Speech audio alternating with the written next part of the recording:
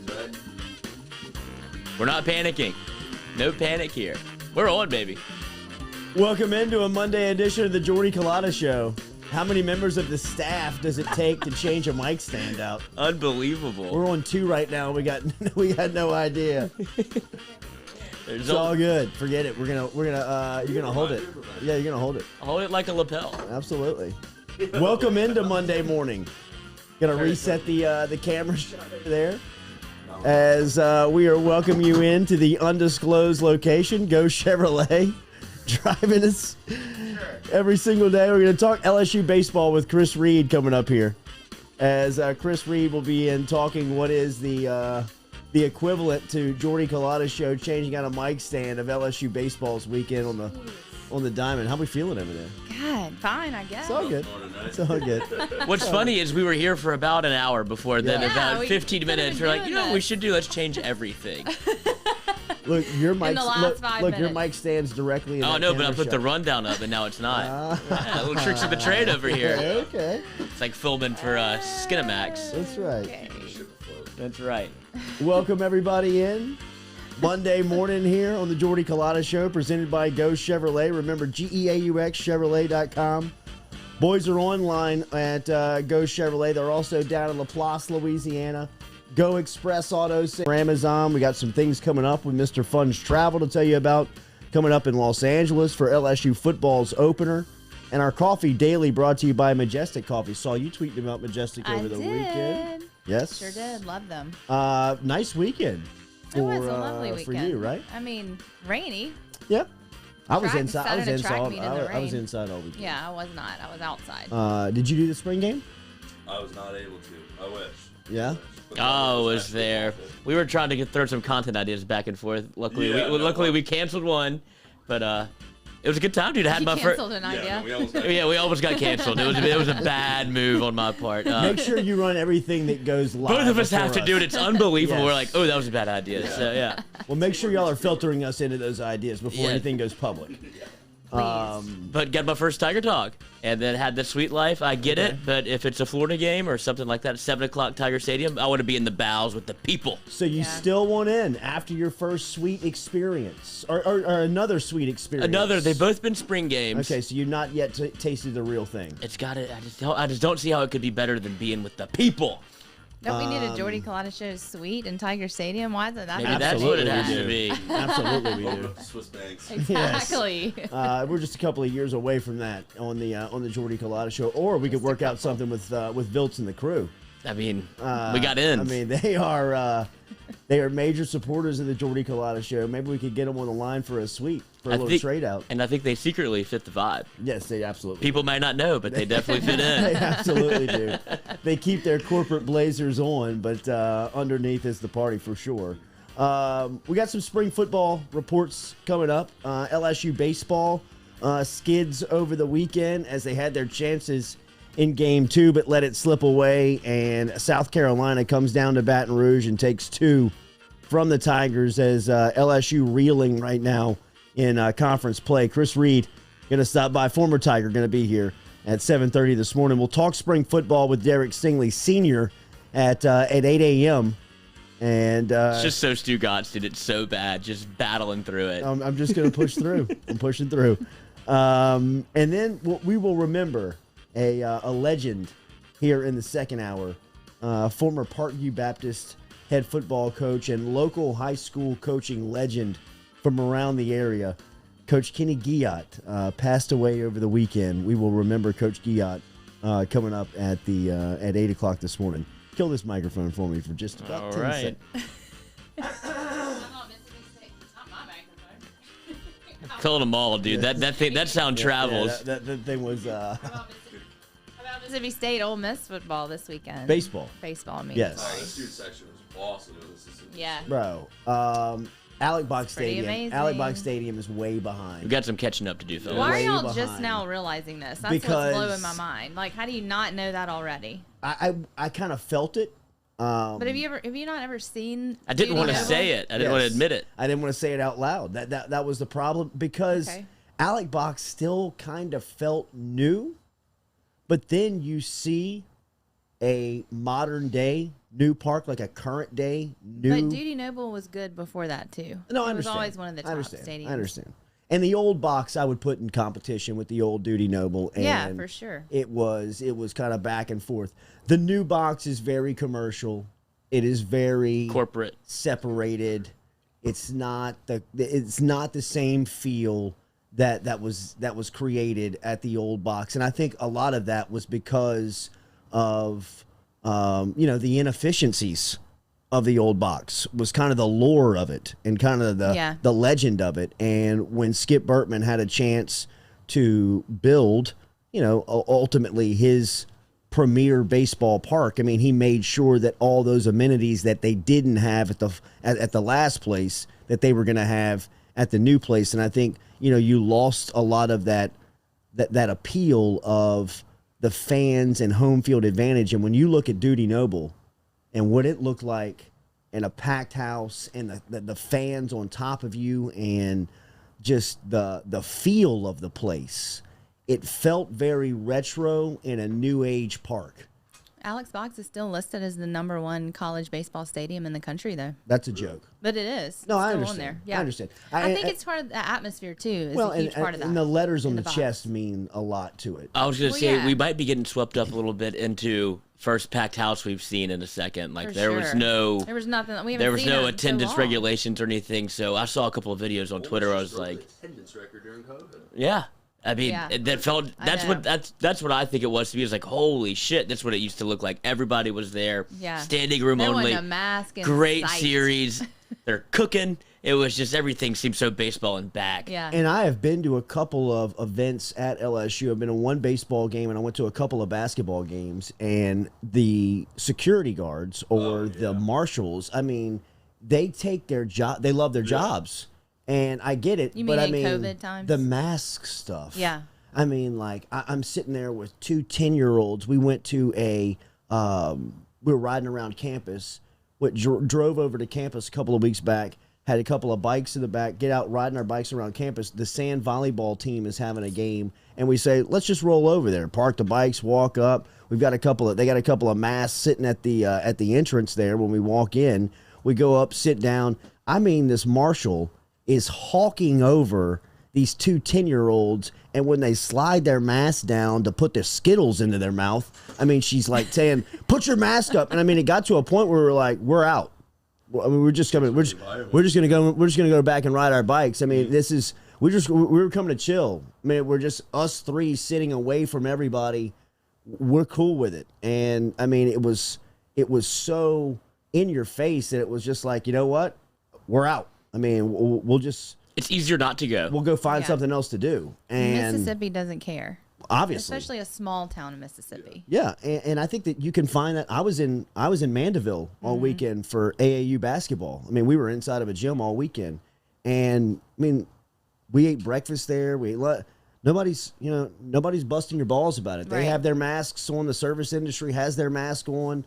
You have your mask when you walk in. You take it off at the table. There are people inside the gym that are still wearing their masks. There's some people that are not, but there's nobody in there telling you what is or what has to be. And at LSU, I understand that there's a protocol, but I mean, the way that they're enforcing it is running people off. Yeah. And at what point does the business become getting back on its feet the top priority? And when you look at sites like Duty Noble this past weekend, I know that means a lot to who was there and who was playing and who Mississippi State and Ole Miss are right now. It seems like Alex Box Stadium and LSU entertainment is off from that. I mean, it just doesn't seem like what's the goal? How are you going to get people back into the stadium if you are running people out? Well, also the water is muddied with vaccines because, I mean, someone can say, well, I've been vaccinated, and they do. People say that all the time. But then what do you say to that, I mean... To fix the box, marketing play #1, $12 for a beer. Are you serious? That's how much it costs for a $12 beer? One beer. Are you serious? Kid you not. Any 12 kind of beer? bucks? Like what kind? A little Bud Light. Oh, my $12. God. I mean, yeah. Is I it heard of in Ole like a Miss. souvenir baseball cup? No, it's just a little plastic bottle that's resale for like $1. Oh. Usually buy that for $1. God. It's $12. Well, yeah. Ole Miss, you can bring an ice chest in right field, and they have you cook and everything. Yeah. And they do the confetti. Yep. It's sit there, God forbid you breathe or take your mask off. That's and in crazy. the student section, they have like little cards. You can't yell at the players now, and if you take your mask off to yell at someone in a college environment, they kick you out when you're outside. Well, yeah, we've seen that on video. just not going to, that's not going to be. It's not going to bring people in. It's not. Yeah, right. It's not the formula. I saw it. I felt it at basketball games. Oh, basketball was bad. It was bad at basketball, and it is obviously carried over. It is obviously carried over into baseball. Daily, remember, we're brought to you by AdvantaClean, online at advantaclean.com. Get in touch with Bradley Lynch and the crew over there. It was good to stop by and see Lynch last week over at AdvantaClean. He's got a lot of cool things happening right now with all the weather that came down last week. Remember, over at AdvantaClean, they can help you out if you've got water damage. Give them a call at 225-369-5228.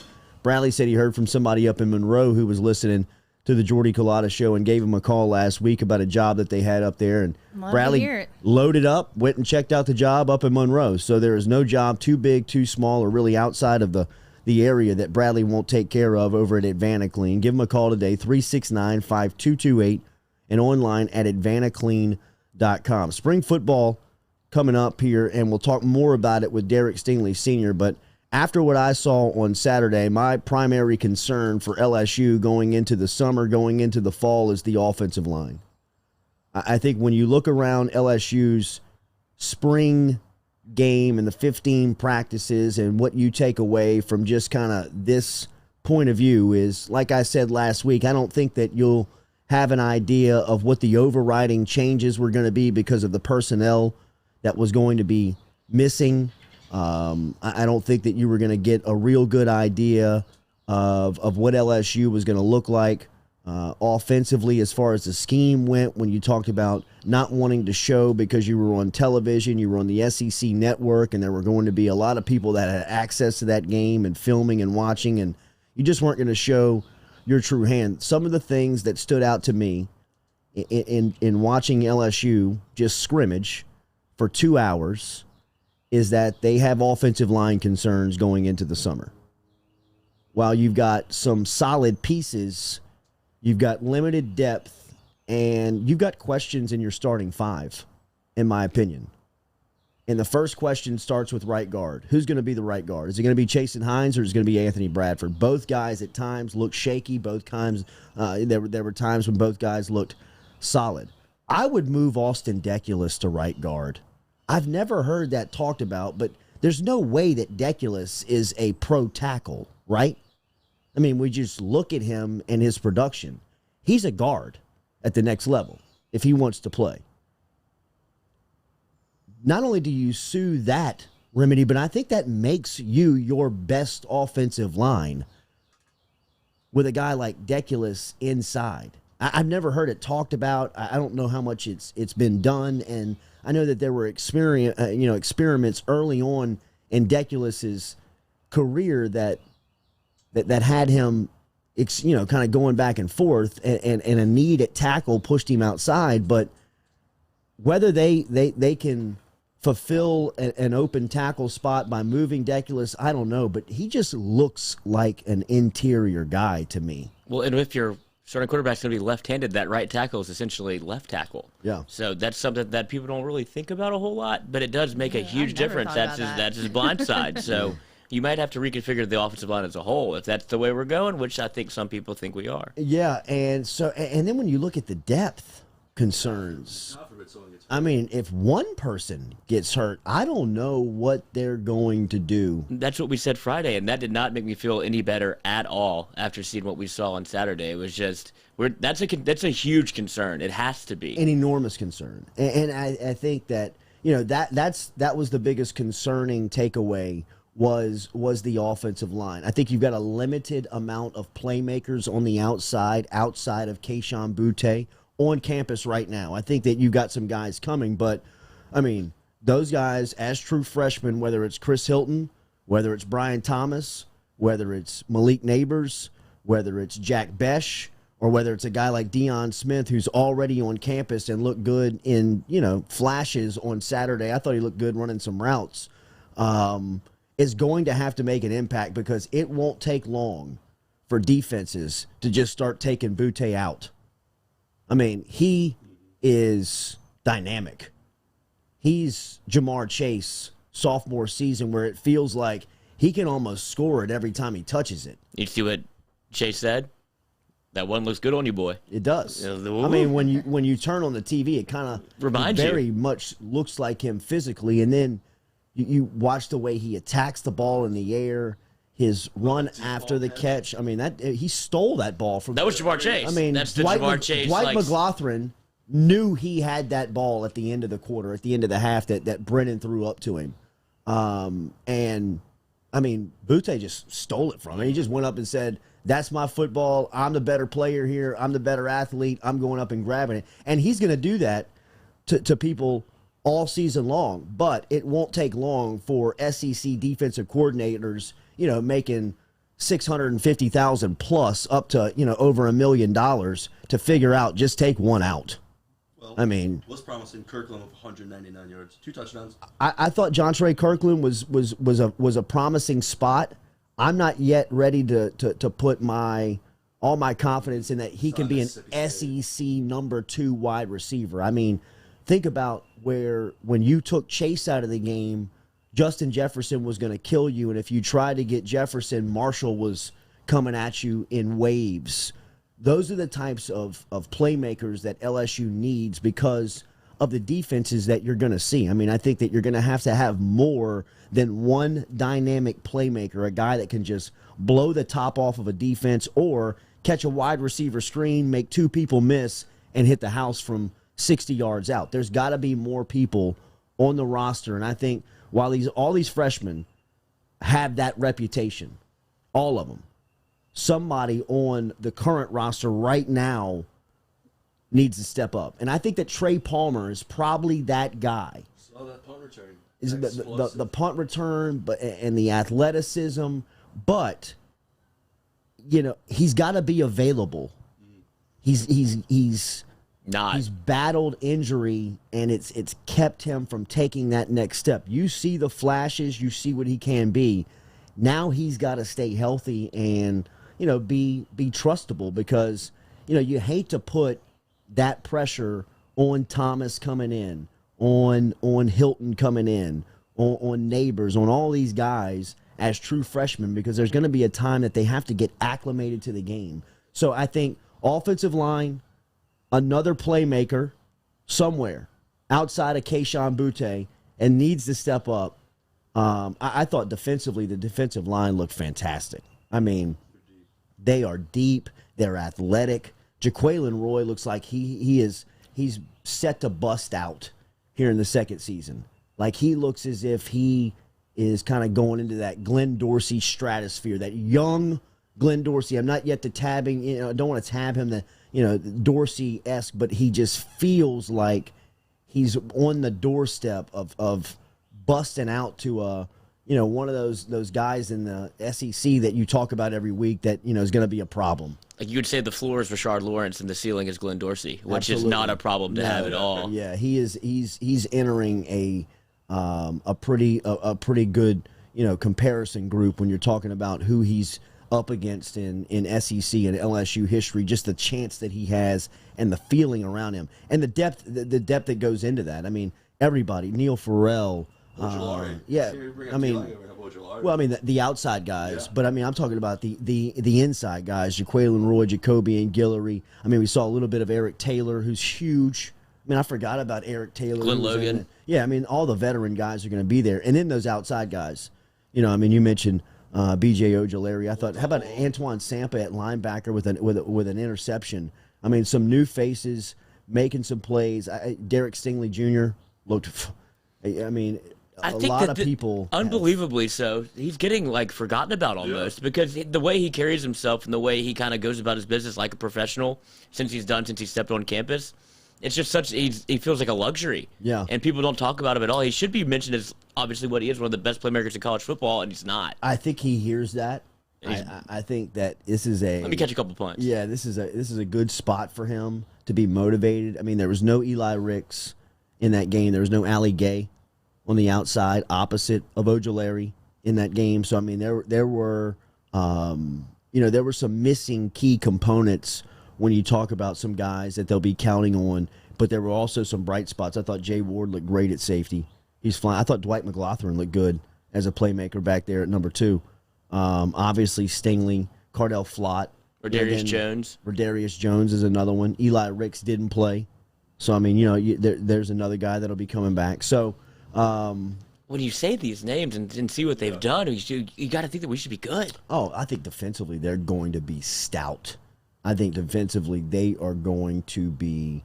They got they got dudes at every level. That's what I'm saying. That you could name drop this team. But offensively, I think that they're going to be in trouble on that offensive line. The offensive line, to me, after watching on Saturday, you think about who they're going to have to block this season in the SEC, and obviously LSU's unit up there is pretty good because they were giving them hell. But they're going to run into groups deeper and better than that at times, and I just don't know how they can sustain and keep up without the depth, because they've got zero depth right now, and they've got to be able to create that.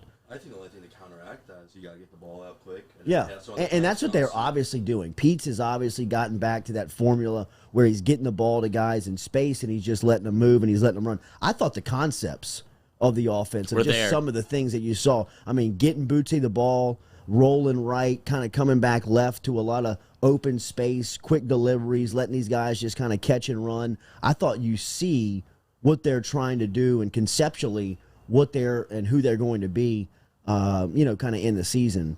You talk about hiding things in the spring game and how we didn't show everything. I think the thing that we hid the most was the run game. I know we didn't have Emery, and Ty Davis Price showed up in flashes. But I think that the reason that we're all talking about the quarterbacks, we threw the ball so much, and then who we had at running back, obviously, shout out 35, but I don't think he's going to be on your opening day roster in terms of getting the first carries. But I think that might be our bread and butter. We might be a more run-heavy team than we think, and it's because they're trying to hide it a little bit so we didn't see it so much in the spring. Yeah, and you know what? I tend to agree with you on that, obviously with the personnel that was missing. And I think they look at their team and they think of the veterans and see the veterans up front on that offensive line, and they want to put more pressure on them and hope that they can get the production from Shanahan, Ingram, whoever wins that right guard spot, Rosenthal. And veteran O-linemen love to run block. Yeah. So we'll see. As far as the quarterback goes. Somebody tweeted. Yes, I think that this. It wasn't me. It wasn't Katie. I think that this is Max Johnson's job. I think that he is still the best option for this team. I think Miles Brennan, he did Miles Brennan things. That's what Miles Brennan does. He can throw the football as good as anybody. He's got an NFL arm. He can go to an NFL camp and stand side by side with 80% of the league and have as good or better of delivery, zip, ball placement. He's just a really good thrower of the football. He's always been like that. You can go watch his film at St. Stanislaus. But in 2021 football, specifically college football, the quarterback's got to be a playmaker.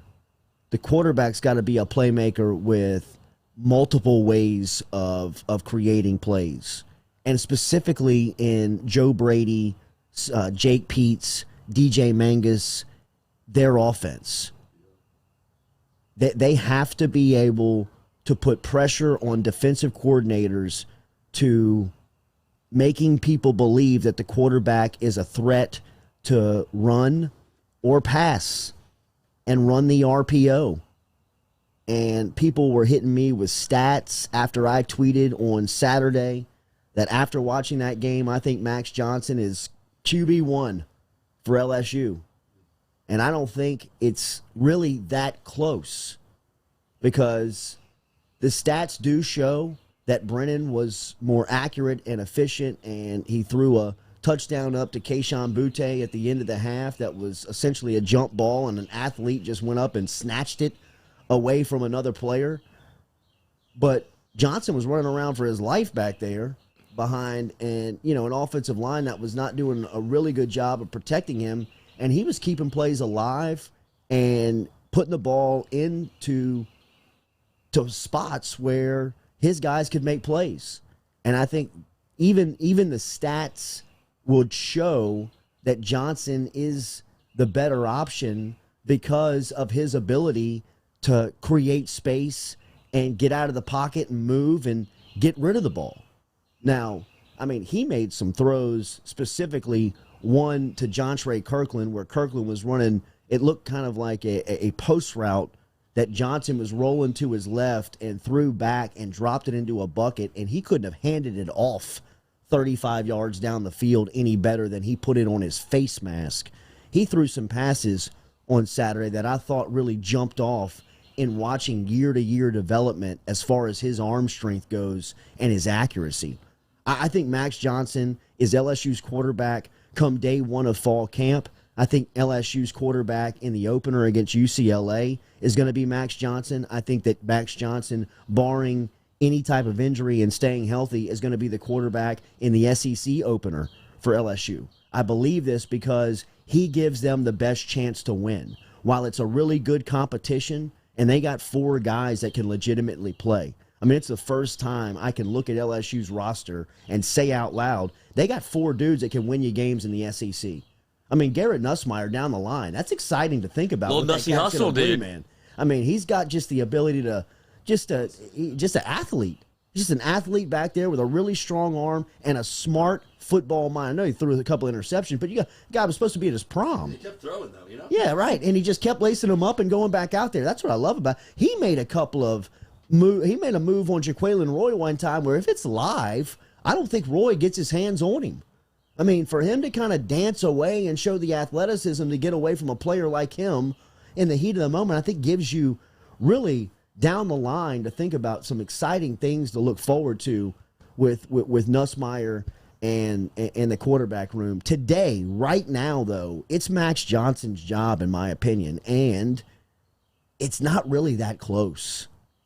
I mean, I understand that there's competition and then it's going to go back and forth, but when you talk about the guy that gives LSU the best chance to win the game, it's 14, and number 2 is way down the ladder to me. I mean, it's not a close competition as far as who gives LSU the best chance to win. We can battle and debate skill set and who is a better thrower of the football and who's a more experienced guy and who's got more, reps and all that stuff. We can debate all that.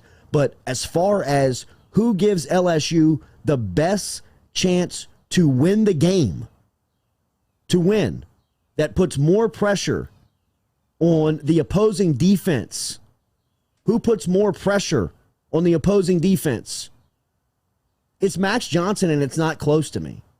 I mean, especially after watching those guys play. He went 7 for 7 in the second half. 2 touchdowns. Perfect second half. He carried himself like a starter. He does carry himself like a starter. He feels like a starter. I mean, He doesn't force it. I think that it's just, and I hate this term in our industry and when people say this because Say it. the eyeball test, bro. Sniff test. I mean, Max Johnson just checks. You have this priority checklist, I think, when you look at quarterbacks, and to me, he checks all the boxes. And I'm not going to say it, but I'm going to say it. He feels a little like Burrow in just Demeanor. Just the demeanor, his toughness. You can't really shake him. It's almost like if you hit him, he kind of feels like he kind of gets more into the game. And deep down, it looks like he loves this competition. He loves the fact that there's a competitive angle to this thing right now where people kind of doubt him. There's still a section of the fan base, or maybe even a section of that locker room, coaching staff, that may doubt him. There's some people internally that think that Orgeron's naming Johnson publicly the starter to motivate Brennan. Mm-hmm. Kicking the ass. Right? To see if they can't get him motivated for the summer. And I'd imagine that Johnson's probably heard that and thought, okay, try and take it away from me, old man. Try and take this job away from me because it's mine now and it's going to stay that way. Didn't Finley get in it before for that South Carolina game? Yeah. Why did Finley get that? Yeah. I mean, that might have been in the same sense to motivate Max. Yeah. Because Ogeron probably saw, what can you really do this season? What can we really do except figure out who we got? Both of these guys are going to play at some point. Let's just motivate the guy that we may think is better and see if we can't throw that other guy out there and see what happens. And look at the way that Max Johnson finished the season. That was no fluke. That was no accident. That was no luck with the way that he played and the way that he just handled himself. And for what that does to a guy with the confidence for a guy like that, can you imagine the private conversations that him and Brad Johnson are having, his dad? I mean, we've talked to his dad publicly on the air. You hear how he coaches him. He's told you the way that they go in the backyard, lift weights, watch film, break it down, do all that stuff with him and Jake, the tight end. Can you imagine the private conversations that Brad and Max are having over this competition, over the way he finished the season, to even the way that the messaging is coming out from the head coach? I mean, Burrow. You don't think Burrow was consulting with Jimmy when he was competing for the job at Ohio State? When they were talking about transfer? Thank God he got hurt. When he comes down here in the first season, he's learning the locker room and learning his team and taking over the job, to that second season in Baton Rouge when he's the best player in America? Max Johnson has that feel to him. I'm not saying he's going to win the Heisman and set completion percentage records. I'm just saying when you look at his pedigree, when you watch him play, when you see him around his teammates, when you get the feeling of him in this competition, I think he's LSU's best option to win every Saturday, and he's the guy.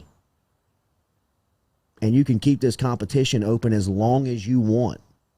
You can keep this thing open throughout the season. Tell these guys to keep them motivated and keep them in the program. But I don't think Max Johnson's going to let anybody take it away from him. Because I think he's the best guy for the job every single day. And come Saturday, 14 gives LSU the best chance to win. He's their quarterback. We'll talk to Chris Reid about LSU baseball coming up next. Remember, daily here, we are brought to you by RMB Builders, RMB Builders, RMB-Builders.com. Get in touch with Rhett Bourgeois and the crew over there. If you need custom home built, if you need restoration or remodeling done around the house right now, get in touch with Brett. He's commercially licensed, so he can help you out in your office complex. And all of our podcasts are brought back to you daily by RMB Builders. So check out Rhett Bourgeois, RMB-Builders.com. More of the Jordy Culotta Show when we come back with Chris Reid, former Tiger player, telling us what happened at the box over the weekend. Are you self-employed? Then you need to learn about Angel Oak's Home Loans Bank Statement program that they're offering, which makes you eligible as a self-employed borrower to purchase or refinance a home without requiring a tax return. If you want to learn more, get in touch with me. Email me, jordy@jordyculotta.show.com, to learn about the bank statement loan program offered by Angel Oak. jordy@jordyculotta.show.com to learn more.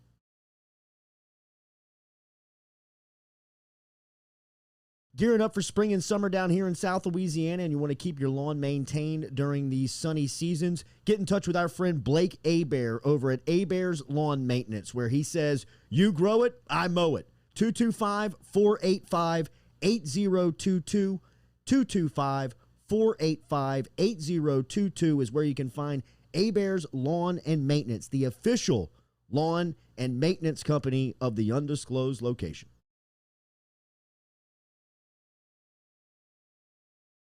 Go Chevrolet is proud to announce Go Express Auto Sales, the new used car lot located in the capital city of Baton Rouge, Louisiana, at 11522 Florida Boulevard. Go Express Auto Sales is online at goexpressautosales.com, or you can search them on Facebook and social media at Go Express Auto Sales, the newest addition to the family of Go Chevrolet. Remember, Go Chevrolet is located down in LaPlace, Louisiana, but now welcoming aboard Go Express, the new used car lot located in Baton Rouge, Louisiana at 11522 Florida Boulevard.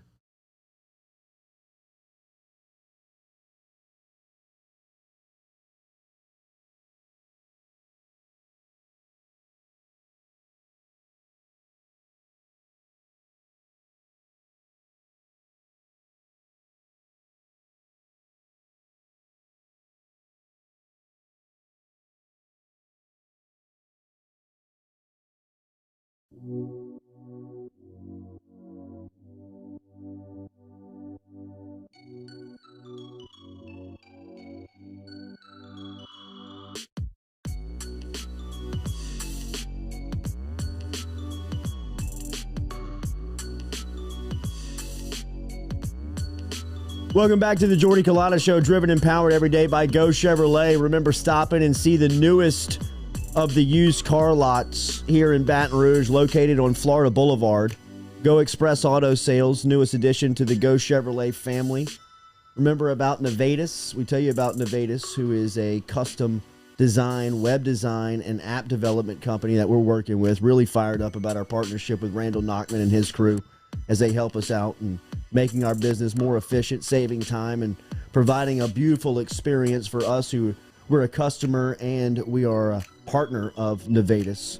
Get in touch with Nachman and his crew over at Nevadis.com. You see the hat every single day. Chris Reid. Where'd the sticker go? I lost it this weekend at the AAU gym. We got rained on. That's how you know it's official, dude. It's officially yours now. Can't bring it back to Nevadis. It was. I kind of thought, like, oh man, it's kind of growing up. It's kind of taking that next step. The hat, I lost my sticker over the weekend. Never seen somebody wear a sticker for so like a 12, like you're 12 years old at Champs. And like, loved it. And was bummed Solid out. 2 weeks, I think, of a sticker. Bummed out when it bit the dust when it's taken away. Chris Reid, who is fastly becoming our go-to guy talking LSU baseball. You can find him on Twitter at Chris Reid 1212. You can also hit him up on Twitter as his DMs are open, and he's helping out kids all over our state with one-on-one training. He's doing a fantastic job of it. I see him over at Traction helping out the kids, but he's coming to you. He's going on site. He's helping out people everywhere. So make sure you hit him on Twitter at Chris Reid 1212 with so you can get in touch with him. And we welcome him back to the conversation now here on the Jordy Culotta Show. Good morning, man. How are you? Doing well. The sun, on the nice drive to work. Yes, it's hell being an adult, ain't it, bro? Yeah. Hey, well, it's a beautiful day so far. It's highly overrated. What did you see at at the box this weekend? LSU had their chances on Saturday with the double up, and they kind of let it slip away in the seventh. They end up losing 2 of 3 to South Carolina. What happened from your vantage point? Yeah, talk about the first game of the series. What a beautiful game that was played by LSU. It comes right out the gate, and it kind of takes it to a highly talented South Carolina team, and Marceau. That was a very masterful performance. We're almost coming, accustomed to just watching them go out there and striking everybody out. And then you follow that up with Levis with another masterful performance. I think obviously he got a little tired there, and so they had to make the switch. And things just didn't work out. Fontenot's your closer for a reason. He's done it, plentiful of times, and it just didn't work out that time. Probably would have liked to get another run or two there, obviously, not having a 2-0 ball game, but at the same time, you got yourself in a winning position. It just didn't work out. Obviously Fontenot got in there. They caught a little bit too much of the plate with a couple of different pitches. And same thing with Levis in the first 2 batters of that inning. And really, that's just what flipped the script. They weren't bad pitches, but they just weren't the level of pitches that they're accustomed to getting up there. And you got to tip the cap to South Carolina. They obviously put the bat on the ball and they made some stuff happen. And it ended up not working out. Obviously it's kind of difficult with those 2 7-inning games. I've never liked 7-inning games. Definitely not in college. Back-to-back wise, whenever there's a rain out. And after that happened, part of me I was really hoping they'd come out hot, but mentally it's really tough to kind of shake back from giving up a ball game like that in the bottom of the 7th inning. So, I guess from a player standpoint, it didn't really surprise me that they kind of came out, I guess, in the 3rd game, and it kind of happened the way it did. Yeah. But I mean, overall, I was very, very excited after that Friday, or after the first game, Thursday night game, and it's unfortunate that it went the way it did. I think it was so close. I mean, they were very close to being able to sweep them, and definitely having the series win, and that just rips your heart out if you're a player and coach. So I can only imagine what they're feeling like right now. Yeah, I was going to ask you about that part mentally, because they've been in these 1-run games. It seems like all season, and for whatever reason, they can't get on the right side, and for the mental part of it, I mean, it just seems like in the game when you play the numbers, if you get into that many close games, you'll get a couple of them. But it seems like LSU's been on the bad side so many times. What's the mental aspect like for you as a competitor and just trying to do this thing every day? Well, I'll tell you that one of Coach's biggest points before the season that he lets the players know about is he'll tell us, the season will be defined about how you do in the 1-run ball game. He doesn't necessarily, obviously everybody likes to win by 4, 5, 6, 10 runs, but I guess those are less important than the ones that are the 1-run ball games, because that's where you really grow your character or show your character. Those are the ones that really takes the grit and the grind to be able to get through those and be on the winning side. And like you said, we haven't been on the winning side of those this year. It's been up and down, but I think they're putting themselves in the position to win. It's just getting over that hump. Maybe getting 3 or 4 in a row under their belt, and then it just takes off. But it's difficult right now with how it's going on. I just feel like one step forward, and unfortunately, it's 2 steps taken back. Obviously, look at this weekend. That it's just very unfortunate things that are happening during the game. Maybe an error here, or a wild pitch here, or a pass ball there. Just tough breaks for the Tigers so far. So, it's gonna take extraordinary efforts by somebody in the later parts of these games to really get LSU on a roll. Hey, Chris, you mentioned Landon Marceau. How great has he been? Oh man, I can't. Words can't describe exactly from me how great he's done. He, obviously being a former teammate of mine, he is just masterful right now. He's able to throw any pitch he wants for a strike anywhere he wants it. And as a pitcher, that's lethal. As a hitter, it's also lethal. It does not make it fun to hit against whenever you have a guy that can throw any pitch at any count for a strike anywhere he wants it. So it makes hitting that much more difficult, and obviously you're seeing that from the offense that he's facing. It doesn't, as of right now, it doesn't matter who it is. He's doing the same thing to every single team, and hopefully he can keep it up. I couldn't be more proud of him. And obviously he's separated himself. I think this being his draft year, I think he's made a drastic improvement from the time he first stepped on campus. I remember first time he stepped on campus, it was, I I guess, wasn't the best of greetings. You know, a lot of people were hitting on me, having control issues and things like that. And as a highly touted prospect coming out of high school, you know, I think he just kind of, you know, got a little wake-up call, you know, and I think things are starting to click now, and that's what you want to see. You know, that's what you want to see. So I think his draft stock's greatly improved, and I think he's going to do well. What do you think the biggest difference is between when he first stepped on campus and to now? He's obviously pitching differently, and as you said, a highly touted prospect, and he pitched well early as a freshman, but what's the biggest change he's made to you? It's got to be mentally. You can see the difference in the way he carries himself, and mentally, just talking from to a couple of guys on the team about him. Just the way he's approaching it. He's always been professional, but I feel like maybe the mental side hadn't been there, or wasn't up to par for the college game. And I think last year and this year, I think he's kind of showed that he's refined himself in that aspect, or at least grown in that aspect. And I think it's paying dividends on the back end. So, I mean, it's been a really great start or a great career to watch for him really grow into it. So, very proud of him.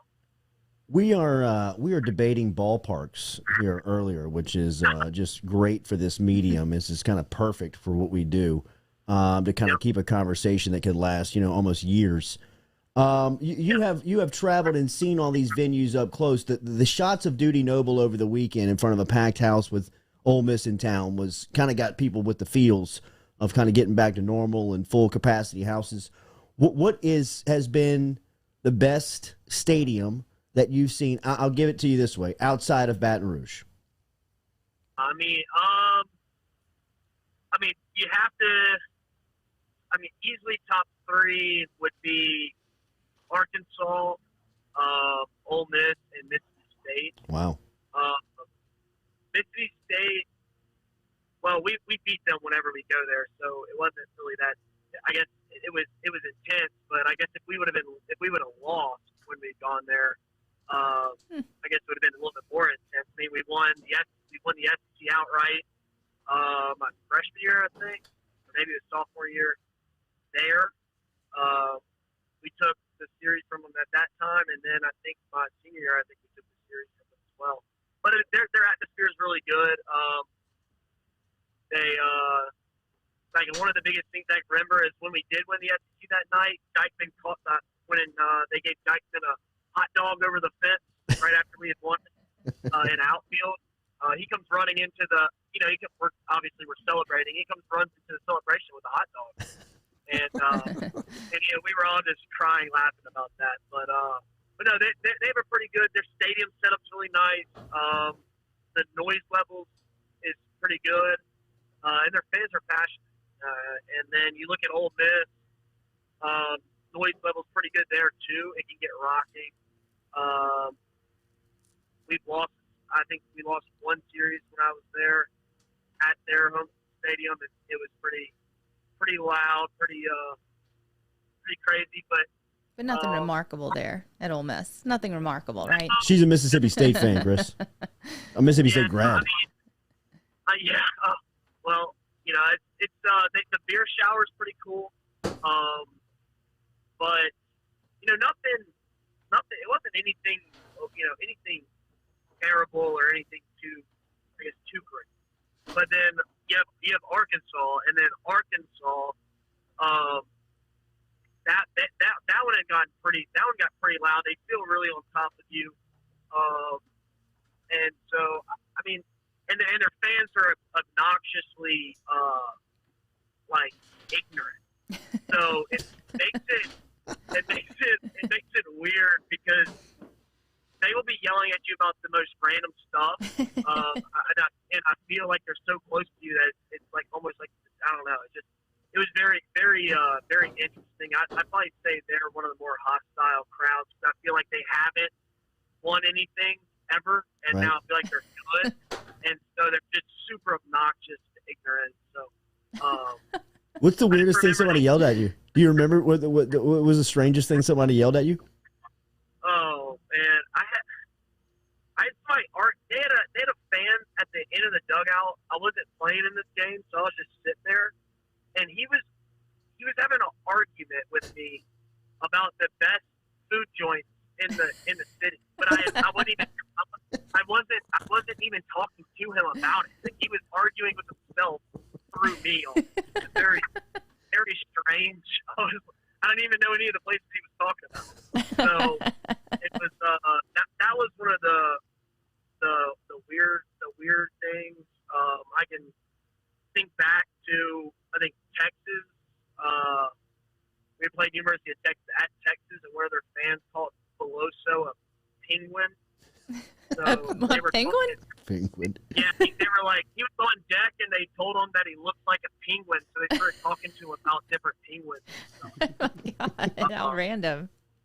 Yeah, like that was another random, that's another one that I just remembered, because we would just die laughing in the dugout about it. But yeah, I mean, there's some very interesting little, I guess, one-sided conversation that you can have in different venues. Okay, so those are the top three. Back to LSU baseball. Do you see any answers in the bullpen? Wait, what was that? Do you see any answers in the bullpen? I mean, obviously, you would like to keep Fontenot there. Obviously, Fontenot's done it for a while. He has it. I think it can. Some of the unfortunate situations or unfortunate losses that we've had maybe have worn on him. But he'll bounce back. He'll be fine. Anytime you can have an arm like that in the backside of your bullpen, it's beneficial for your team. And then the Floyd guy, I like his stuff. Obviously, younger, new, and it takes a little time to get into his system. But I like the pitches that he has, stuff that he has. Outside of those, not too well versed, I guess, in the rest of the pitching staff. I guess I kept that over from when I played. I kind of let them do their own thing. And then obviously the money guy may even be an answer to your back in the bullpen. Take him off of, or off that third game start and replace him with another guy and have him on the back end for the Friday Saturday game. So I think his stuff is I like his stuff, and I think it can be very beneficial on the back end. But it's a lot of hit or miss. I guess Helmers could technically be a back end guy as well, and a couple other people. But I guess really just go for your Friday Saturday guy, and then see if it's Sunday guy can develop. But money's not developed in this spot. But you never know. He may be more beneficial in the bullpen. So. If you're going into a series and you see a guy like Fontenot struggling, do you know it? Like if you're going up against a team like LSU and you see him come out the bullpen, are you kind of licking your chops a little bit? Well, yeah. If I'm on the and I'm a hitter, and I know their closer. I know their closer's is in a rut. To say, yeah. I mean, it boosts your confidence because you're never out of it. If vice versa, it would be like Hess during the year we went to Omaha. Yeah. Or even if in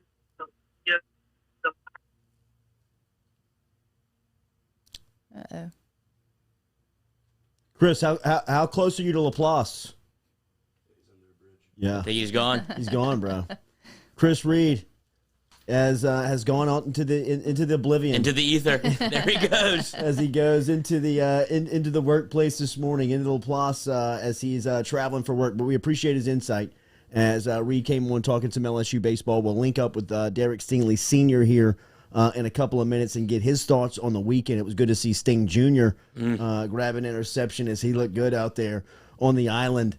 But remember, daily on the Jordy Culotta Show, we're brought to you by Edward Jones, our guy Daniel Newman over at Edward Jones. Get in touch with him today. He's out in central Louisiana. You can easily find him as you can email him at daniel.newman@edwardjones.com, daniel.newman@edwardjones.com. We carried over the 401k to Newman over at Edward Jones. He promised it was going to be simple, and it has been since we made the move over there. He's across from Stabs out in Central. You can stop in and see him, daniel.newman@edwardjones.com if you want to email him. But remember, if you work at the plants, if you work anywhere within Dow, Exxon, BASF, any of the plants, and you've got questions about your financial security or what would happen post-work around your finances, Daniel can help you out, just like he's helped so many people out within that industry.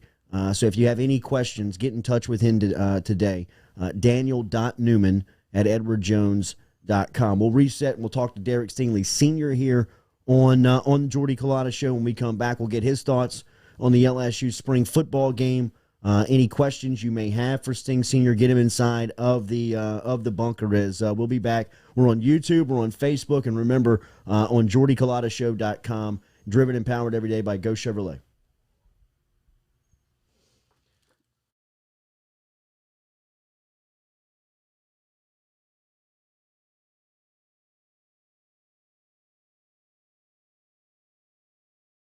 Are you self-employed? Then you need to learn about Angel Oak's Home Loans Bank Statement program that they're offering, which makes you eligible as a self-employed borrower to purchase or refinance a home without requiring a tax return. If you want to learn more, get in touch with me. Email me, Jordy@JordyCulottashow.com, to learn about the bank statement loan program offered by Angel Oak. Jordy@JordyCulottashow.com to learn more. Go Chevrolet is proud to announce Go Express Auto Sales, the new used car lot located in the capital city of Baton Rouge, Louisiana, at 11522 Florida Boulevard. Go Express Auto Sales is online at goexpressautosales.com, or you can search them on Facebook and social media at Go Express Auto Sales, the newest addition to the family of Go Chevrolet. Remember, Go Chevrolet is located down in Laplace, Louisiana, but now welcoming aboard Go Express, the new used car lot located in Baton Rouge, Louisiana at 11522. Are you self-employed? Then you need to learn about Angel. Are you self-employed? Gearing up for spring. Relief Health, the only way to get your health care in 2021. In your home or on site, Relief is changing how health care is delivered to you. No more doctor's offices, no more waiting rooms. Download the app today. Relief Health from the Apple or Google app stores. You can get connected to a local doctor in your community or just order a test directly without talking to a doctor. Their COVID tests are live, and right now they have the Moderna vaccine. Online at reliefhealth.com or download the app from your Apple or Google app stores now. Relief Health, changing the way that healthcare is brought to you in 2021.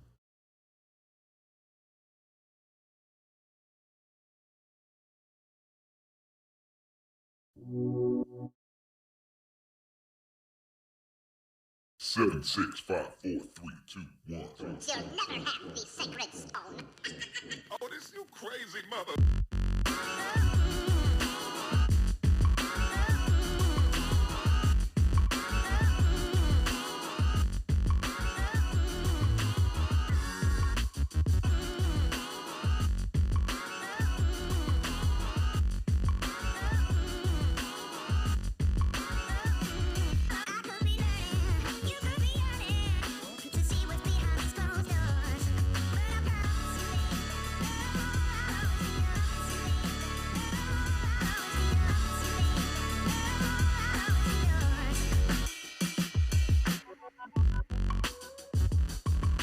Welcome back into the UDL here on this bright and sunshiny Monday morning, as it looks like the showers have moved out of South Louisiana that were here last week.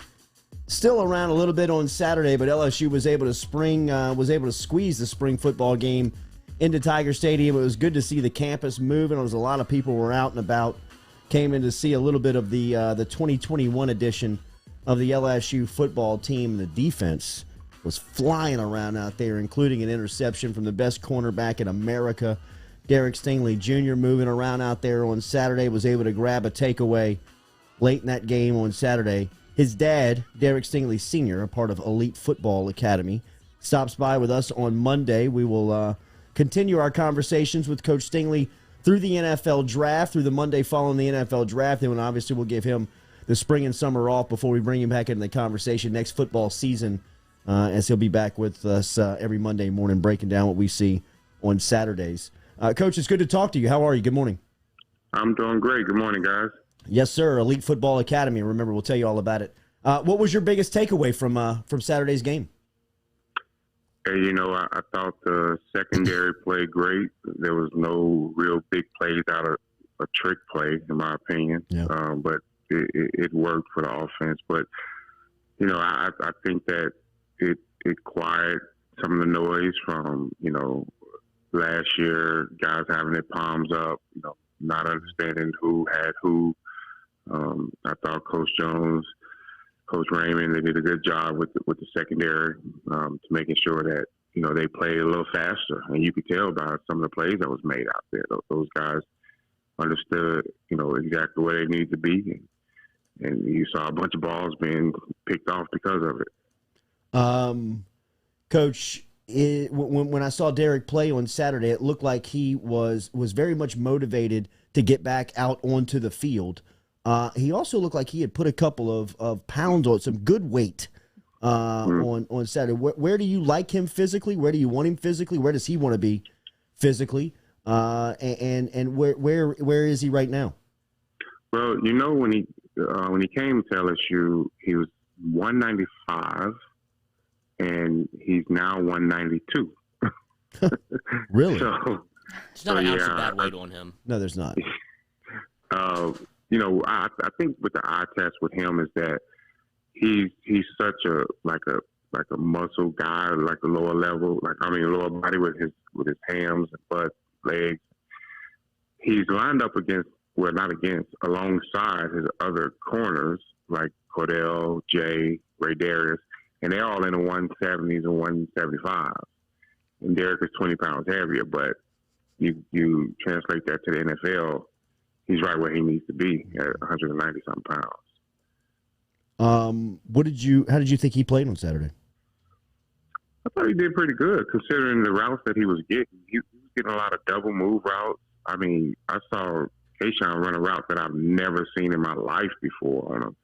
It was like a rub. It started as a rub route, and then it went to an out route, and then it went to an out and up, and then it went from an out and up to a crossing route.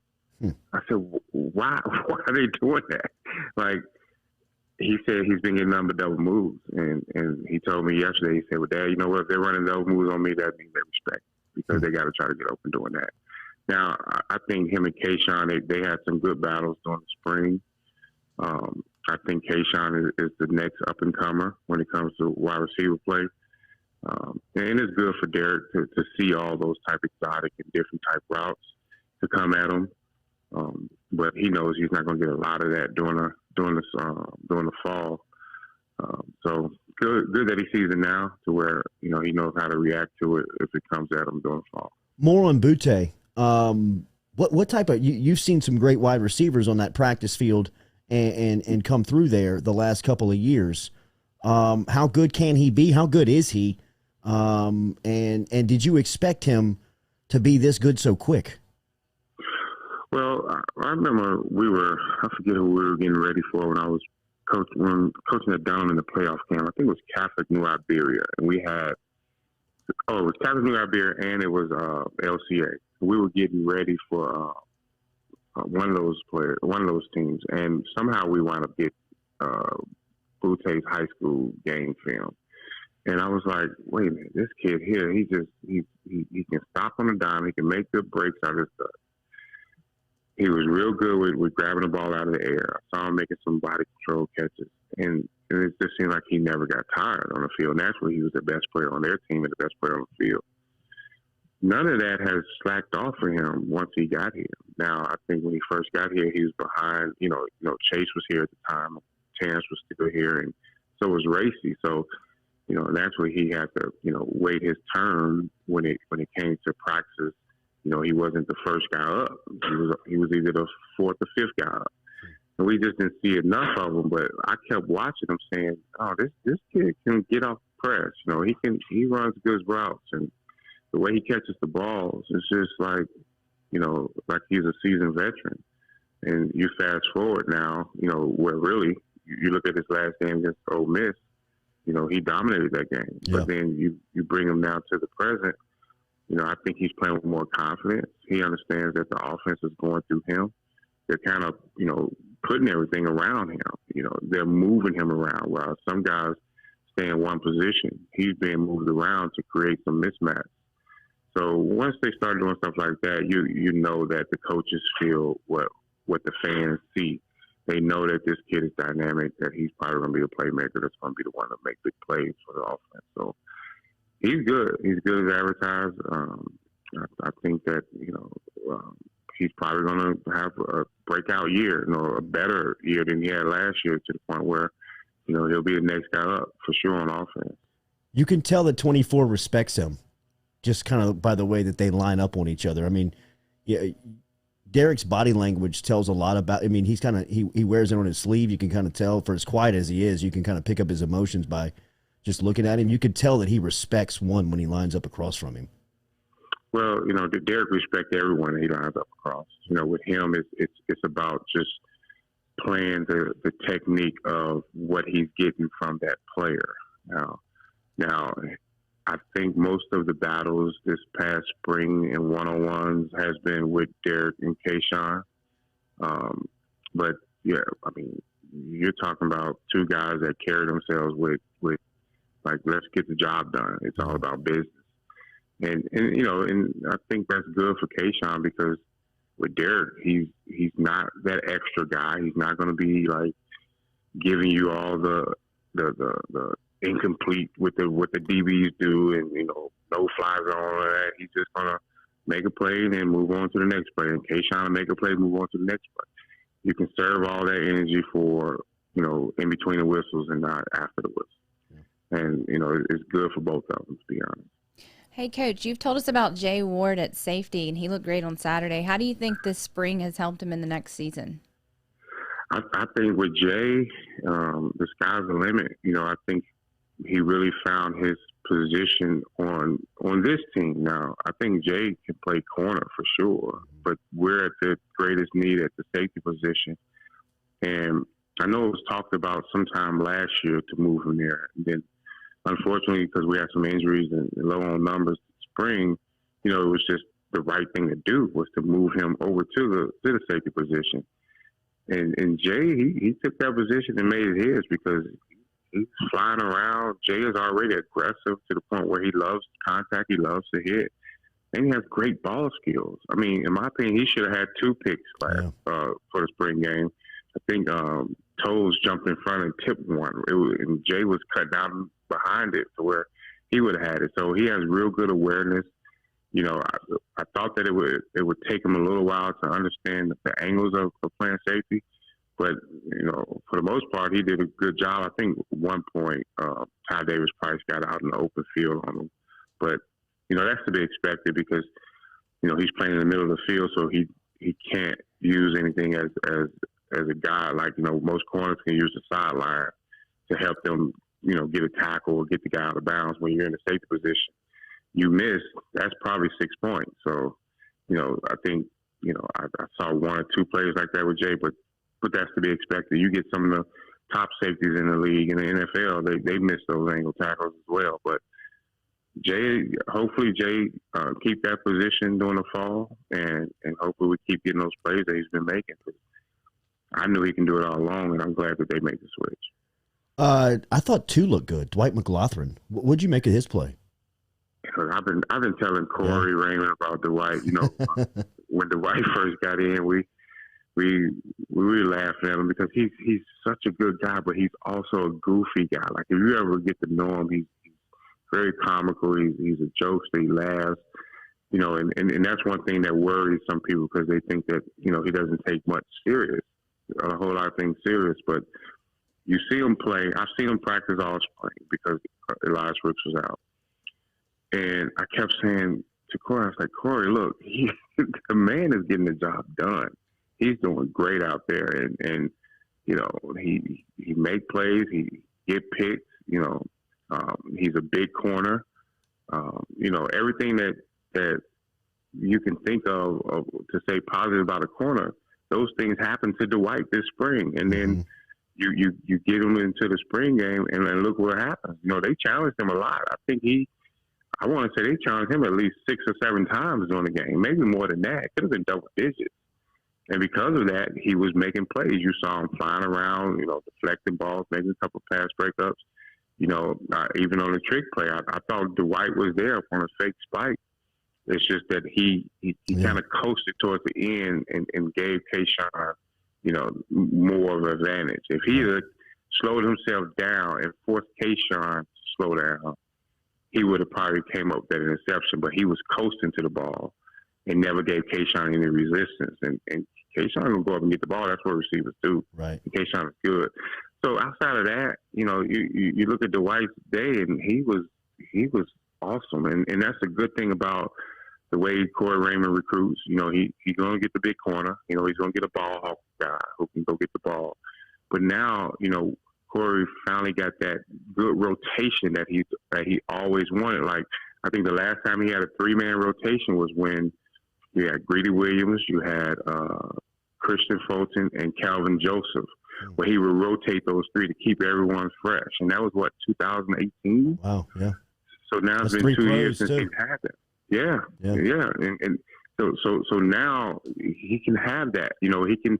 You can give a guy a play or two or a series, just to keep those guys fresh. And that's the good thing about having good guys who can compete well in the SEC. And I think, me personally, Dwight needs to play. He needs to play somewhere. He needs to get some real minutes because he's proven the fact that he can go out there and ball and bring the ball back for interceptions, for sure. We were talking earlier, and Jordy said that the offensive side of the ball needs one more playmaker, and we had a certain name was kind of floated around here. What do you think about old Derek getting on the offensive side of the ball? I know it's been talked about before, but is there any talk of that around the camp?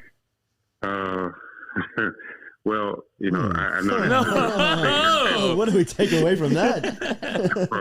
No, I always say the same thing, guys. It's like it's Coach O's team, and he can do whatever he chooses to do with his players. I think I heard somewhere where it was mentioned that Coach O was like, look, we have a new defensive coordinator in. We want him to, get comfortable with the new defensive schemes, and we may have a player or two, or we may put them in on offense during the fall, that kind of thing. If that happens, that happens. Now, Derek and I, we haven't even discussed any of that this offseason. Like that has never came up. I don't think that it's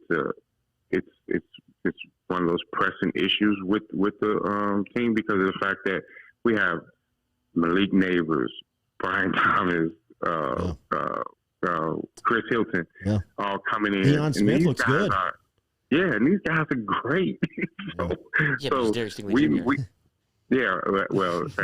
But we may not need Derek to be on the offensive side of the ball because we're going to have almost that wide receiver room is going to be jam packed. You're going to have, we still are talking about Jeray Jenkins, who I think is the best route runner on the team. And then you still got Trey Palmer. You still have Coy Moore. You have all these guys who, they're good. They're really good. Then you got these incoming freshmen that they're great, So it's going to be a tight room in there. The defensive back, I think we're bringing in one more corner. The corners are going to be outnumbered. It's probably going to be 13-7 or something like that. So one-on-ones is going to probably be advantage wide receivers just because they got to get their reps, and that's just going to make TVs have to rotate in more. But that's a good thing, man. So I don't know if that comes up, I'll be the first one to say, hey, he's getting some reps, and it looks like it's going to come true. But I would only say so much, so we won't spoil a surprise or give out any heads up to any teams. But as of right now, I don't think that they've been talking about it much. And if we would just do it right here on the Jordy Culotta show. We start the Heisman push now. I mean, what are we waiting for? I can't wait to watch him turn the corner on a punt return, though. It's going to happen this year. He's going to house one for sure. Look, my thing is, I think Trey did a great job last year with the kickoffs and I think the punt return. If Trey isn't a starter at wide receiver, why not give him those reps to use him? Because he's fresh. If he's not starting, I think Trey can become a starter as well. I just think, we just got to see more Trey out there. Trey, he's probably he could be one of the fastest. But Derek always has something to say about that on the team. Because when it comes to running, he's tough, man. Once he gets in the open field, no doubt. That's right. When he gets in the open field, so yeah. Everybody says that he's slow until they race him. Yeah. Exactly. Hey, those two love to race. They race after almost every other practice or once a week. They're racing. God, I love that. I love two dogs going at it like that. You're 19 minutes in, so we appreciate your time. This is the last one. I'll get you out of here. How do you watch the draft? It's 10 nights from tonight. Do you? I mean, I know that you look at. You're a coach, so you look at some of these guys going in. Next year at this time, your son could be number one on the board. How do you watch? How do you watch this thing? Well, last year Derek and I watched it together, but now it's more so like we're going to pay attention to how this really goes. Like if teams are drafting at need or they're drafting the best player on the available, so to speak. And I think the first 3 picks are always best player available, and then I think they go with need from that point. And that's just how we're going to look at it. And actually, we're going to start looking at, the NFL schedule on who does what towards the latter part of the year on who could possibly be the first 10 picks or who could possibly be the first 5 or the first 3 or even the first pick. Because, this is a quarterback, heavy draft. And maybe next year it may be no quarterbacks in the draft going top. And who's to say Derek would possibly go, top 5, top 10. And that's going to be something that we got to pay close attention to after we know for a fact that he's trying to come out. Sure. So, that kind of thing. Great to catch up with you, man. We will we'll talk again soon next week, which will be post draft, and then we'll put it on the shelf until football season. Keep up the great work at Elite Football Academy, and we always appreciate your time. All right, thanks. Appreciate you guys. Have a good one. Yes, sir. There is Derek Stingley Sr. So you know that Kuiper and McShay and NFL Network and everybody covering the draft at some point, because they've got to kill time and show graphics and show production, they're going to do their top 10 for next season. I've got him probably number 1 on the board. He probably will not be the number 1 player taken just because of, like he just said right there, a lot of people are going after need as opposed to best player available. But I don't think that there will be a better player available in next year's draft. Now, will quarterback go off the board first? There's no debate that he's going to be the first cornerback if he stays healthy through this season and has the year that we expect him to have. I mean, he could win the Jim Thorpe Award if he stays healthy, bell to bell, plays every game, and goes through the year, without the chaos of what was experienced last season. And potentially, he could be in the discussion for the number 1 pick in the draft. Is there a safer pick on the board? I mean, no. I can't think of one. Lights up the world. Yeah, or whoever. No, but I'm talking about safe. You know exactly what you're getting with Derek Stingley Jr. You're getting a absolute lockdown corner that's going to play for 10 years, and you don't even have to sweat it. We don't ever speak about him transitioning from high school into the starting cornerback of the 2019 national championship squad as a true freshman, and nobody batted an eye. Nobody really talked about and gave him the respect of that. And Dave Aranda, I believe we asked him on live radio when he accepted the Baylor job, because he could now start to tell those stories. But when Stingley came in for practice in between his senior season and the Fiesta Bowl, when they were preparing for Central Florida, Aranda was telling people he's the best cornerback that we have on the roster. And I believe, was it Greedy? They had a pro. No, Christian Fulton. Christian Fulton was on that team. And Aranda was like, the senior in high school is the best. And he might be the best player on the team. Like, as a freshman. And before he's a freshman. And he steps into his true freshman season. And I thought he was the best cornerback in America. It was forget the classification. Forget the freshman. The Texas play that he made on Dumervay was incredible.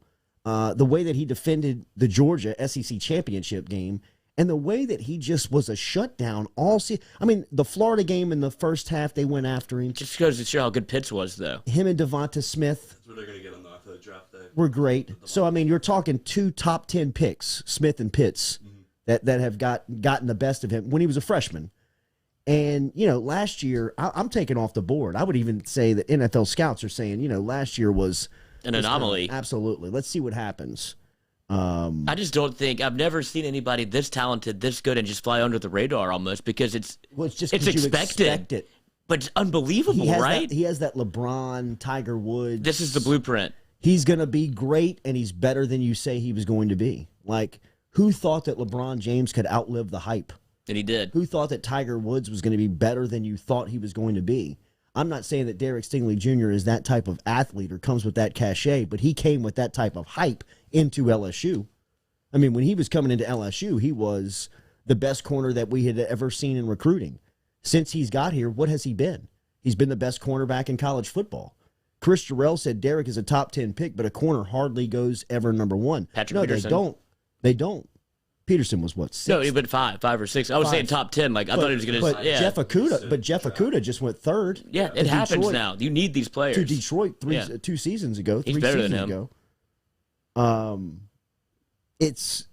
It depends on who's on the board first, and when you talk about what's going into cornerbacks and now the necessity and the need that NFL teams put into that position.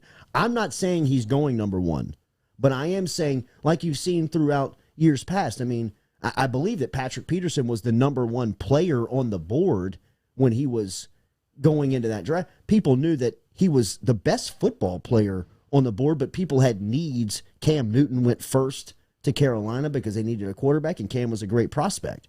But when it got down to like the discussion of who's the best football player, who's the best prospect in this draft, it's probably Peterson. Stingley's probably, I'm not saying that because he's the best prospect that he goes number 1, but like Lloyd said, I think that's a great way to describe it. Is there anybody safer?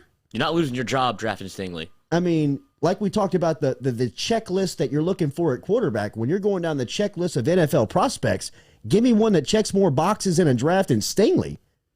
And I'm talking about off the field stuff too. He's as safe of a pick on and off the field. And not only that, I mean, once we started talking about marketing, promotion, all that stuff, I mean, he's a dream. It's gorgeous. He's a dream. Stingley, to me, is somebody that could set the precedent of what the or what name, image, and likeness can be. He's not going to have enough time to experience what it really is, but he's got the name where he can step into this thing once it becomes live in August, and a big law firm in town could throw him $100,000 just to put a hat on in a post game once he leaves Tiger Stadium and says, "Hey, do you mind going to this restaurant, sitting down and say, the D guarantee, whatever it was, Is that what he said? Is that a thing? I mean, think about how many lawyers. The cat doesn't talk. Did you just start it, or is that a thing? Think how many lawyers around town no, I'm use talking about their. the D guarantee. I'm sure he can issue. So we can promise. He could probably issue the D guarantee in much more ways than taking away the football in the air. I don't even know why I asked that. Really, I shouldn't have even asked you. You walked into that trap. I did. My bad. I would say this: if he's healthy, he goes through the season and has the year that we think he has. Let's just say he has 2 clicks below we think he has. He's a top 3 pick. I'd put my name on it today, right now, that if he goes through the year and he's an All-American, he doesn't even win the Thorpe Award. He's an All-SEC and he's an All-American guy, and he's got 5 interceptions and 1 punt return, 2. And a couple of punt returns. Let's go over under 1.5. What do you think? Under. I mean, he's been on campus for 2 years and he's got 0. I know, but they're I'd have lost the bet on. 2019, they did it for a reason. Like, we don't have to do anything. Get us the ball and we're going to score. 2020, we needed some action back there, and it was just a disaster. I think if you want to get the draft machine rolling on Stingley, you have to put him on offense. If he wants to go, like, you could get the cachet of him playing and him playing well. I don't need it. Yeah, you do. But you want it. I don't need it. I'm telling you, Lloyd, if Derek Stingley Jr. got hurt on a jet sweep. I didn't even like him out there yesterday. Saturday. Or running a post route, I would never forgive Ogeron. And if I'm Derek Stingley Sr. What if he wins the game for you? If I'm Derek Stingley Sr. and he tears a tendon in his ankle running a jet sweep, talk about that you would have to keep me out of. You would have to God, my goodness. And even him. Oh, yeah. And even him. Papa Bear. Absolutely. But I'm saying he can imagine him winning a game. Stop going worst case scenario, best case scenario. He could win the Heisman. He could win. He should. I mean, if he returns 2 punts and he picks off 6 passes and they put him on offense for 2 games and he catches 3 passes and 1's for a touchdown, he's in New York. That's what I'm saying. You don't have to play him exclusive. Like, he doesn't have to be 15 touches on offense. I'm just saying, line him up and let him get 2. I also agree with Stingley Sr. You better hope and pray that they got another playmaker on offense coming in. That one of these guys, whether it's Brian Thomas, Chris Hilton, Jack Besh, Malik Neighbors, Deion Smith, who's on campus, John Trey Kirkland, Trey Palmer, Coy Moore, whoever, running back. Somebody is going to have to take the pressure off of Kayshon Boutte. He's going to have to. And if they look at Derek Stingley Jr. and say, we need you to play an offense, they're in trouble. Like, him playing offense has to be a luxury. Mm-hmm. You know what I mean? Like, it has to be, hey, we got the best player in America. Let's just go let him run a little bit. But it can't be, we have to have him from LSU's point of view. Because if it is, they're in trouble. Because of all these guys they got coming in, somebody's got to take pressure off of Kayshon Boutte. Somebody has to. I think the Jeray Jenkins is getting lost in the shuffle. I'm glad he mentioned him. He is. I am too. But Saturday was a great opportunity for him. You know what I mean? Like, Saturday was a fantastic chance for him to step up and take on that second role. Somebody step up, and who's it going to be? It's still a name. It's still a grab bag of names. It's still people kind of reaching and hoping I pull somebody out. I would think that Trey Palmer would be the guy. I would think that he is, if somebody said who's going to be the second weapon on offense this year outside of Boutte, I would say Palmer. I'm going Jenkins. He's done it before. And he's just not flashy. He reminds me a lot of early Justin Jefferson, I'm sorry, where it's not flashy and it's not exciting and it's not sexy, but he's always open. I hope so. Coy Moore. We're shooting our shot? Maybe. I like Coy Moore a little bit at running back. Did you see that in the spring game? I mean, he looked tall back there. Yeah, but that's what Pete and those guys are going to do. They'll put, remember we were hearing Jamar Chase in the back row? Yeah, I mean, all that stuff. That. Chris Terrell said no teams throw at Stingley. His stats won't be very good. Maybe.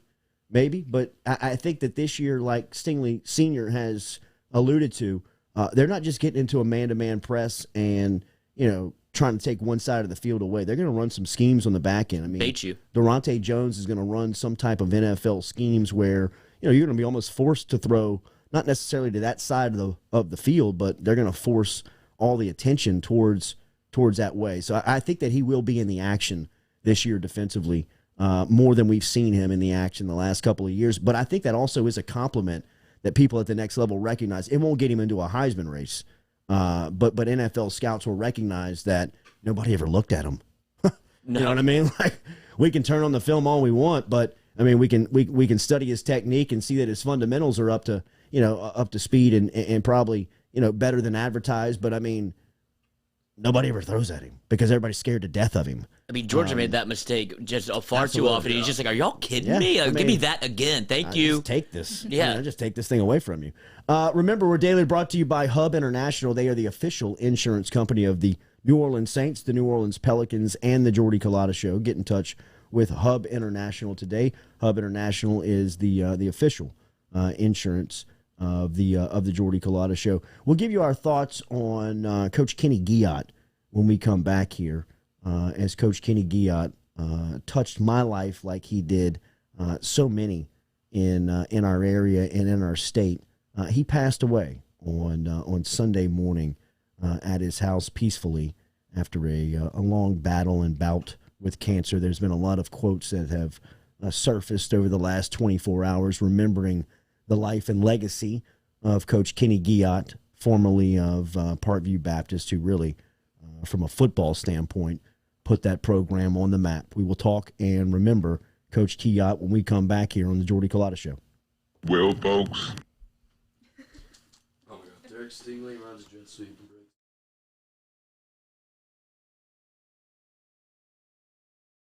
Are you self-employed? Then you need to learn about Angel Oak's Home Loans Bank Statement program that they're offering, which makes you eligible as a self-employed borrower to purchase or refinance a home without requiring a tax return. If you want to learn more, get in touch with me. Email me, Jordy at jordyculotta.com, to learn about the bank statement loan program offered by Angel Oak. Jordy at jordyculotta.com to learn more.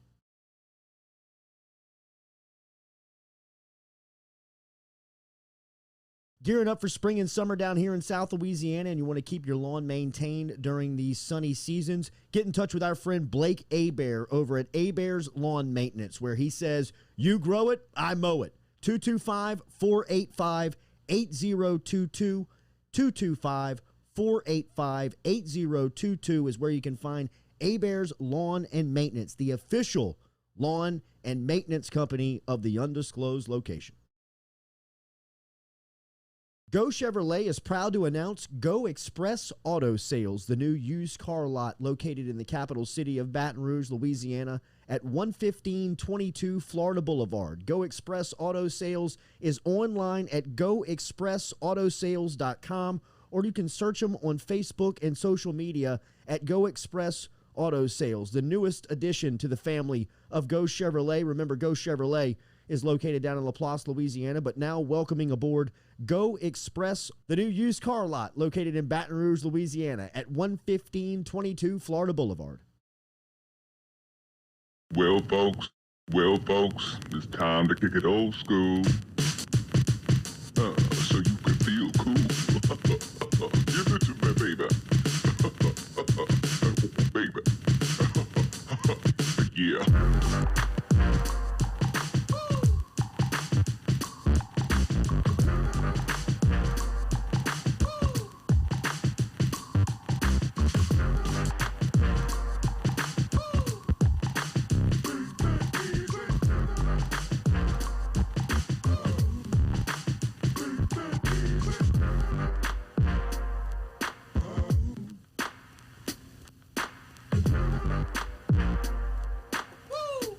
You got her number. You want me to text her?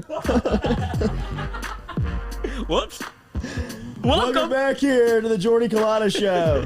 Live. My mom's not coming back on. On this Christmas Eve.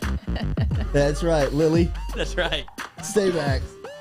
Lily was fantastic on Friday. How good did that segment work? Could it have gone any better? That crawfish bread. It And the mule still that I smells kept like down. crawfish bread at the UDL kitchen. Really? It's unreal. No? No? I'm asking you. Oh, I thought you just walked in there. Well, I did. I didn't smell crawfish bread, though. We got extras. Yes. You should have feed a team, You dude. probably left it out on the counter all weekend. I did not. Toasted it up for breakfast this morning. But it was, I mean, the Moscow Mules. I'm not even a drinker. Delicious. They were really And good. she was enamored by Nate. She's like, he's so well spoken. I was like, I get it, Mommy's smart. I know. I'm sorry to disappoint you again. We get the synonyms. Yeah. Good stuff. Jack's here. Jack's microphone's not working. We'll make sure and get that done. Jack, shoot up a couple of shots over there for Harper's giveaway for $250. You should have three basketballs shooting right here. You see that fat head over there with Sam Harper? Okay. Oh, lefty. Hold up. See if you can't remove the graphic here. I can. The key is to see if you can't bounce one of these basketballs off of Sam Harper's face. We will give you there's probably not a lot of attire over at Harper's Haberdashery that would fit your big ass, first off. Custom. But that you college kids that would be interested in wearing. But we will give you a gift certificate if you want to go over there and check it out. Perfect day to wear a jersey. Yeah. It was. It was a great. Wait, are you giving him one? Yeah. Have you not got one yet? No. Lloyd, get over there. Okay. Did you shop at Harper's, Lloyd? Oh, you know it. Oh, I do have to get right. that suit, dude. I do have to get the Perfect. suit. Ooh, there you go. Perfect. Hell yeah. Perfect. I don't know. I mean, if dude, I show up at parties there. They ain't worried about me. So let's see here before we give it away. What's your jumper like? How you feeling? You got size. You should have been a basketball player. I mean, 16 to 18 feet. I feel Storrs, like Connecticut. Yeah. I Did mean, you play basketball basketball? country. I don't know if we. I don't know if we mentioned that, but one of the biography points on our newest addition here to the Jordy Culotta Show. Jack, say your last name. Chrysidlo. I'll never Chris get that Sidlow right. is that he's out of basketball territory. I mean, he comes out of Storrs, Connecticut, out of UConn's backyard. A steal. That's where you're for gotta LSU. be, yeah. I mean, a steal for went up LSU. to the Northeast and got a guy. As Michael Jordan says on The Last Dance to Scotty Burrell, you guys had a great women's basketball program. It's a great get, huh? All right, let's see what the jump shot what the jumper looks like.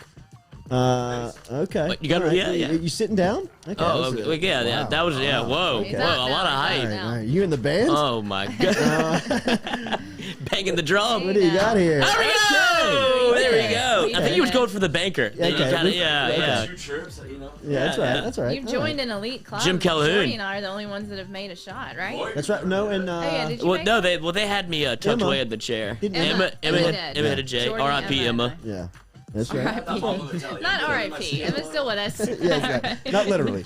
Emma's still with us. She's not dead. But Britton Burkhalter has Coy Moore and John Shrey Kirkland as the breakout guys, as possibly two stepping up as that second role for LSU football and offense behind Kayshon Boutte, because it's only a matter of time. And when I say matter of time, by week 1, by halftime at UCLA, defenses are going to start trying to take Kayshon Boutte out of the plan, because he is, he looks like he's set to be a just dynamic playmaker. Did you think he was going to look that good in the spring game? Me either. I did not. You won't be playing on Sundays.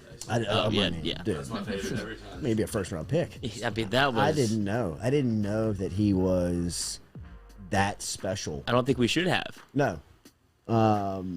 It was.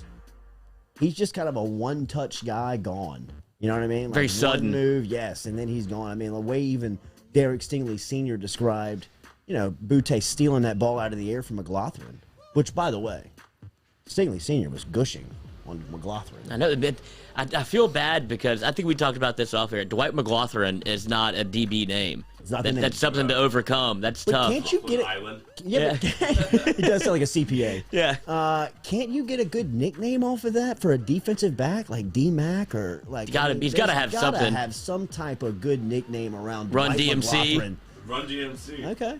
All right. Yeah. He said he's goofy. No fly DMC. There we go. You know what I mean? Something like that. But I can't imagine that Dwight they're calling McLaughlin. Dwight around the locker room. Or yo, McLaughlin. That's what I'm saying. It sounds like whenever you selling insurance. Yeah, if you're way too into NCAA and you've got like your 15th year and you start recruiting, you're like, I don't want Dwight McLaughlin, That's right. dude. We're not getting Dwight McLaughlin on just name recognition alone. You could go to Youngstown State. Go Keep ahead, him. bro. Walk. Take him, Mississippi State. Hey. All right. Sorry. Brian Terrell says, is the smoke around Mulkey legit? It better be. I have no idea if it's not. We were just hoping. I thought by Monday morning that we would have forced the hire. You think where's the press clippings? I thought that we would be reading press releases here from LSU, but I would think this. And one of the things that we left out about Kim Mulkey in what I believe is a very mindless hire at this point. Like, if you've got access to her, and if you went back, I went back and listened to that interview on Friday. My God. It's not. If you are LSU, it's thinly veiled. What else do you need to hear?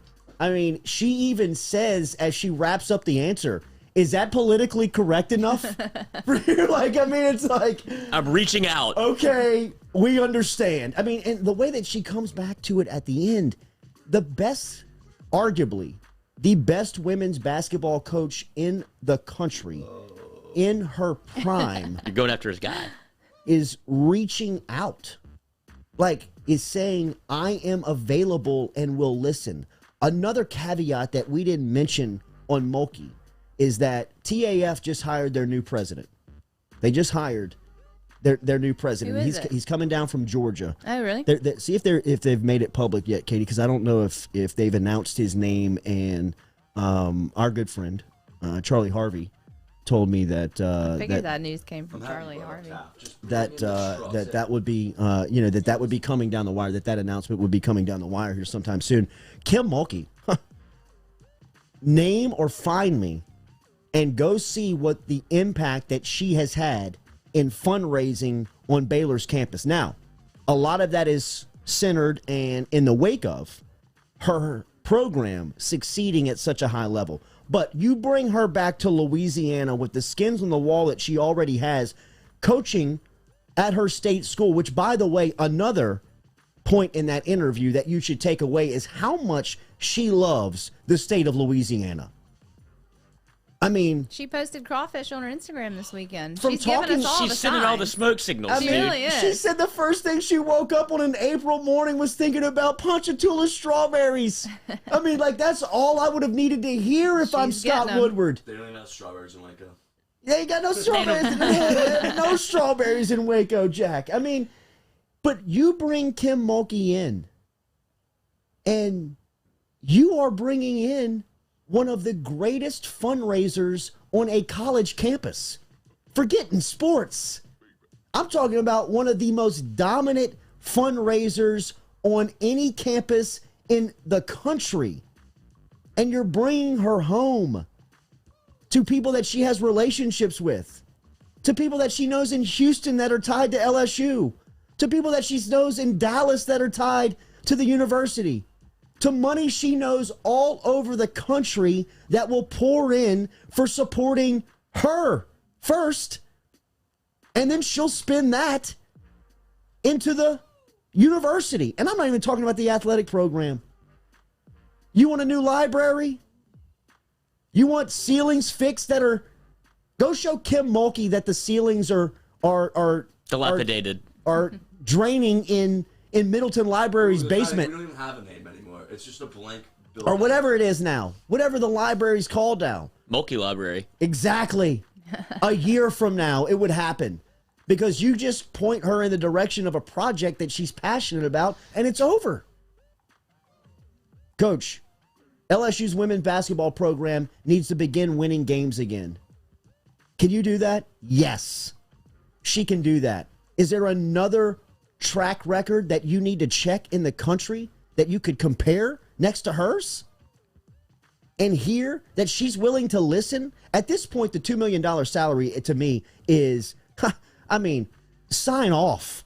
It's mindless because of the return that you're making on the investment. And as somebody told me over the weekend, Jordy, I went back and listened to your rant on Kim Mulkey. Bro, you left out the most glaring, highest, most highlighted point. She's the greatest fundraiser in the country on college campuses. I mean, point her into a direction. Tell her what you're looking for. I mean, Will Wade wants a weight room on his side of the street. He thinks that it's minor league stuff at this point when you're talking about facilities, that his guys have to leave a multi-million-dollar practice facility and walk across the street to lift weights in the rain. I mean, when you say it out loud, it makes a lot of sense. It is ridiculous. Ole Miss isn't doing that. Mississippi State's not doing that. Georgia's not doing that. Some high schools that aren't doing that. Hell, Vanderbilt's not doing that. Well, so why is LSU doing that? Because the way that they've designed their practice facility, when they opened it back in 2008, it did not, it just didn't. It was in need of the culture. It just did, yeah, I guess so. And they didn't want to spend the money because they had the weight room that was inside Tiger Stadium and they had the football facility that was, it just all didn't make sense. But you show Kim Mulkey that, which, by the way, they have that at Baylor as well, where, you know, I mean, Mulkey's sitting in her office and it's overlooking practice courts that they can work out in and get nutrition in, and she's seeing her whole program developed and working in front of her face, much like college coaches are doing now. Will Wade needs that. He wants that. He looks around in recruiting and he sees that other people are recruiting against that for him. Bring Mulkey in here and tell her that that's one of their projects. That's done by next summer. It's done by next summer. It's the simple, low-hanging fruit of the program first that she will gobble up. And then the projects get bigger. And in 5 years, you're right, she could have her name on the library. And it would make perfect sense. And she's back home. As soon as she gets those strawberries, she's on her way. Bet. She might just have to come get them. I sent them to her. Oh, you sent them? I went in the to mail? Ponchatoula and got strawberries. Did you really? Side note, I was in Ponchatoula for Sophie's track. Oh, I was getting ready to But say I did above and make beyond. I My did make a goodness. detour to Berrytown to get the Ponchatoula strawberries. So I hope that this Mulkey ball gets rolling here pretty soon because I think that it would make a ton of sense for LSU. Jude Sansing, as the JC show, Jordy does not like Miles because his name What? Did you not read that through? I was reading it as it was going. It was very weatherman. I was very Anchorman. Just going to read the teleprompter. That was very Anchorman of me. I love San Diego. Very Anchorman. Awesome. That is very Anchorman. You nearly got me on that one. Have you ever been got before like that? Yes, absolutely. What's the worst offender? Just like some. Because I know it's happened to Lebitard, where it's a very prominent Twitter handle that's you don't have to think too hard about it. What got him, and he's like, "That's not a real last name, is it?" It's like, no, it's not. All right, moving on. First name's Barry. Yes. We can say it here. Yeah, Barry McCockiner. And when you put it together, like, oh shit. Yes. All right, let's go to commercial. Yeah, it was very sexual. I mean, they usually are. All right, remember here daily on the Jordy Culotta show, we are brought to you by Red Stick Sports. Go get in touch with Cody Edwards and the crew over at Red Stick Sports. They can help you set up a merchandise store, much like they've done for us here on the Jordy Culotta show, which reminds me, hit us up if you're looking some of the new merch. We got Southern Marsh merch to choose from. And new shirts coming out. New shirts coming out as well. The UDL shirts going to be coming out here pretty soon. We got to get Jack swagged out. We do. What is that, double X, Jack? No. Oh, big and tall. No, Just there's a no large, chance. bro? Dude, I wear large. A large? No. But like a tall, large. That's right? a schmedium. That sounds like a schmedium for a guy like you. No, I'm a large. Well, they must fit different at the big and tall in the Northeast, dude. I mean, I got a couple of larges in the closet I can go grab, and if you were to fit in one, man, I'd feel good. Shocking. That would be shocking. I recently ventured into Jack's a large. Yeah, there's no chance. Jack. Stand up. Fuck, no no chance. No way, dude. Jack, what's your size and weight? 6'4.5", 220. 6'4", 220, Large. Coach. I'm 5'9", 165. You're a little large? I mean, sometimes a large is a little snug. Yeah, dude. I went XL over the weekend. Did you? Really? Yeah, and I liked it, dude. A little loose fit. An XL Yeah, size? just That's kinda like a garbage bag. I on know, us, man. dude. I had a double XL beat it here. What There's size no is that chance. jersey? Check a tag on that jersey, Katie. When Jack moves And on it's the tight. sofa, like my whole body moves, I mean, like like a up and whale. down, like everything's just. The store's getting Trying now to- he's blushing. Trying to claim. This man is trying to claim a large. A large. Ain't no shame in the double XL game, baby. I mean, Greg LeMond, who's the large fella? Who is this large fellow? That's right. I don't know how to transition to this because, man, this is a sad story for our state. If you like passionate, involved, around, just support high school football, high school athletics, then you know that over the weekend there was a loss of a legend in our area, and that is Kenny Guillot.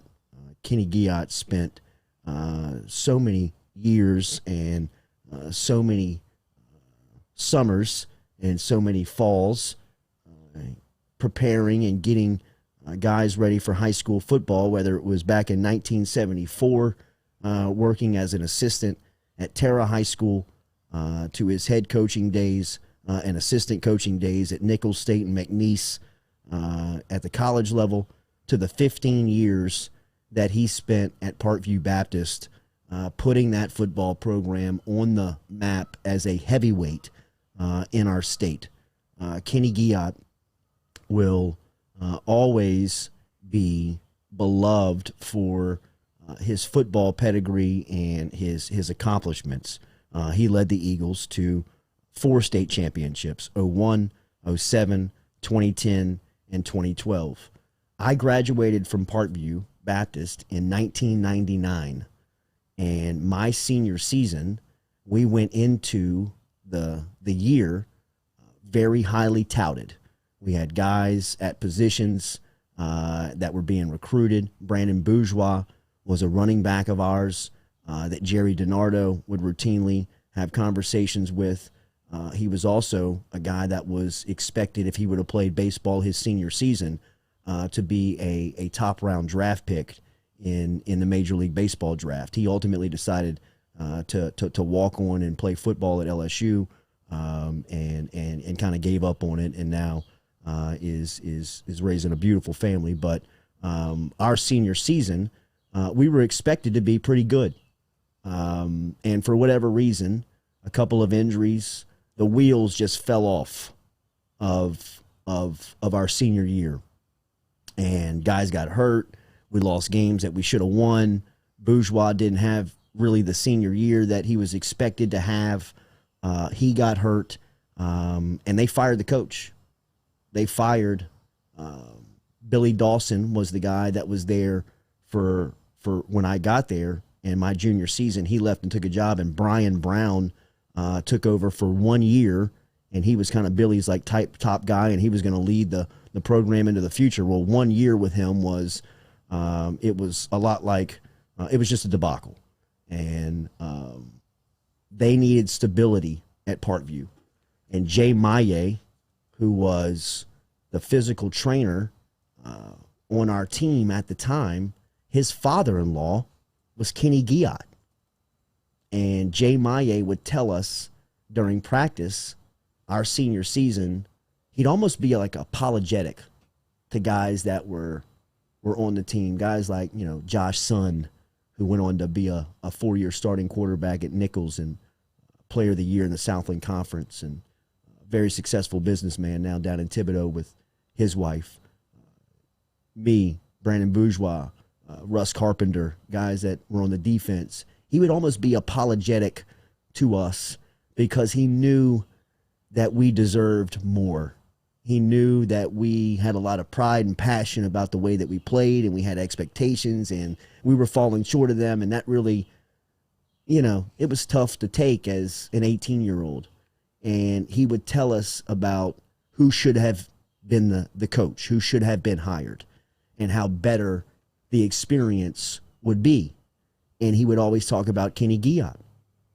And Coach Guillot got the job the spring semester of my senior year. So he came in and started running the program into the future after we had just left it. And during that time, I think I can speak for anybody who's had that experience, it's kind of tough to let it go, right? Your first semester of being without athletics, right? I had played sports for 18 years or, 16 years since I was 2 years old, 3 years old, all the way up to that moment of my last high school football game. And then it's over. The plug is pulled and it's done, right? And it's kind of a shock value of what do I do? And we would go out and watch Coach Guillot and the way that he was running the program. And that made it worse because he was great. He was so good with the players. He was so good with the team. He cared so much about the program. He made sure that the people filling the water had pride. He made sure the people that were taping their ankles made sure that they were on time and doing a great job, and just everything that went in to building the program. And you could tell that he worshiped it. He didn't love it. He was infatuated, loved, was passionate, obsessed over football and about everything that went around the game. And as soon as I got out of high school, I got into media. And we would try to get back to Parkview and do games on television and games on radio. And then all this became a running joke of him not allowing me back just because of the way that he protected the program. He didn't want anybody to really, I didn't know if he wanted people to see what he had going on. Come to find out, he just wanted to keep the money at the gate was the joke at the end of it. But our relationship was incredible. It really was. I went back and I was reading text messages of Coach Guillot and I, just kind of the way that we talked to one another and how our relationship over the years, even though he never coached me directly, he was always my leader he was always a guy that you could go to for guidance. He was always a guy that would give you that freely. Like sometimes I could get text messages from him where he would go back and listen to a segment and he would come back and coach me on my take.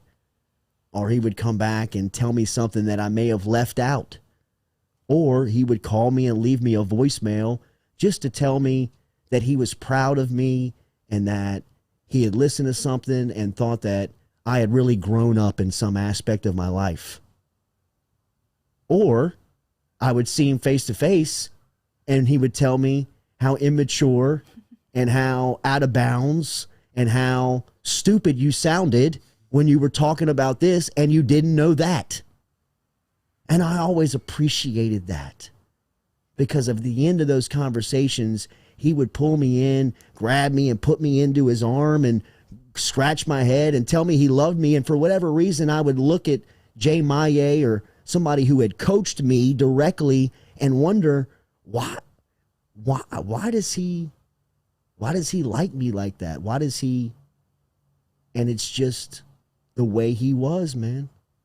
He didn't have to coach me directly to feel like he was my coach. So I can't imagine what yesterday was like for people like Tommy Calandro, who played for Kenny Guillot at Terra in 1974, or for people like Josh Sun, who played for him in 2001, or people like Brenton Burkhalter, who's in our bunker every day, who was a state championship winning linebacker for Guillot in one of his state championship runs, or Brad Wing, who was the punter on Parkview Baptist's state championship run in 2011 or 2010, when Guillot was really the one to embrace the Australian punter for the first time. Or the lists of names and people that he affected along the way is countless, hundreds, thousands of people that all have a Guillot story right now that's hitting them right in the gut because of what he meant to them. I'm just lucky enough to have this microphone and make it public because I know that there's so many people out there. My former teammates, Dr. Jeremy Burnham, Matt Shelton, the head football coach at Catholic High right now, David Semino. Kenny Guillot coached David Semino at Parkview Baptist and gave David Semino his first coaching job in the industry at Parkview Baptist. I saw a quote yesterday where Semino says he lives his life every single day trying to make that man proud. That ain't no BS either, man. That's not a statement or a quote you just put out there and say, hey, public, run with that. I know that that's something that Semino is carrying in his heart because he spent every single day with Guillot. I was with Guillot in and out of his life for 15 years, 20 years.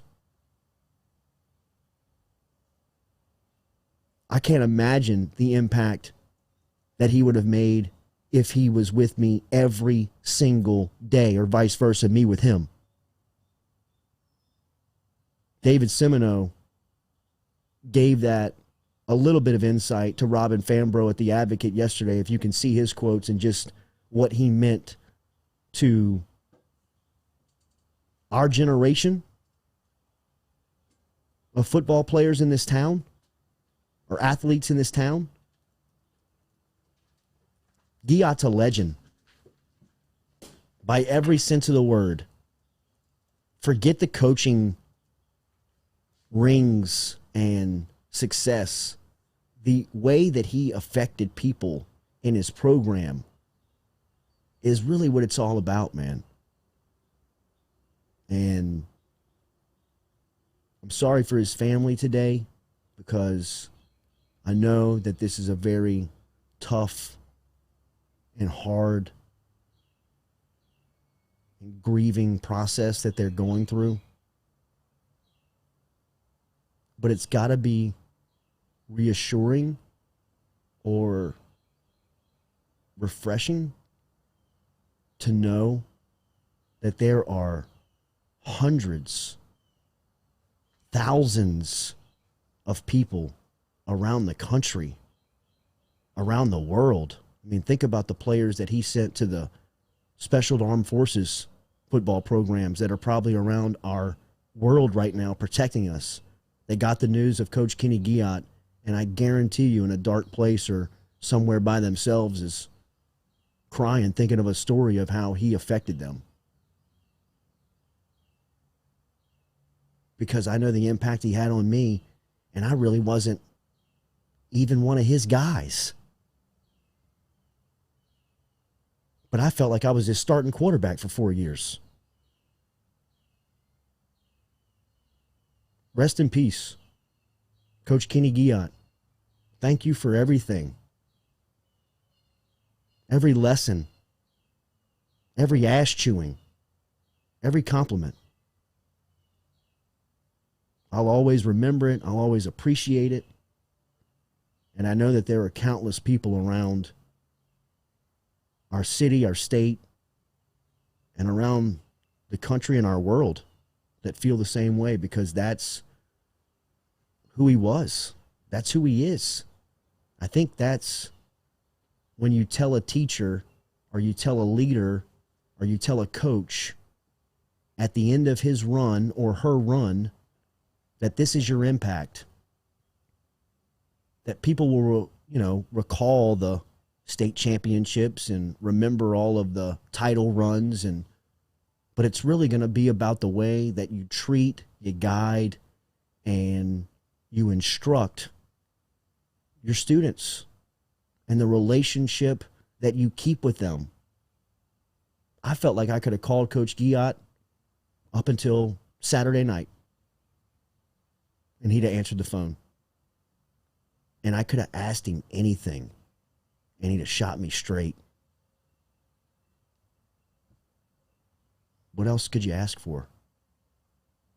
He was simply the best, man. He was the best. And he'll be remembered, never forgotten, and he'll be missed.